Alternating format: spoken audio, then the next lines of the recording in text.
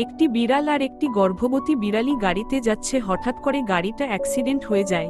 বিড়ালিটি একটা গাছের পর গিয়ে পড়ে। হঠাৎ করে বিড়ালির জ্ঞান ফেরে। সে চোখ খুলে দেখে তার বাচ্চা হয়ে গেছে। বিড়ালিটা বাচ্চাকে নিয়ে বিড়ালটার কাছে যায়। তখন বিড়ালিটা দেখে বিড়ালটা আর বেঁচে নেই। সে তার বাচ্চাকে নিয়ে একটি জঙ্গলে চলে যায়। বাচ্চাটাকে পাশে রেখে সে কাঠ দিয়ে একটি ঘর বানায় এবং তার বাচ্চাকে নিয়ে সে ঘরে চলে যায়।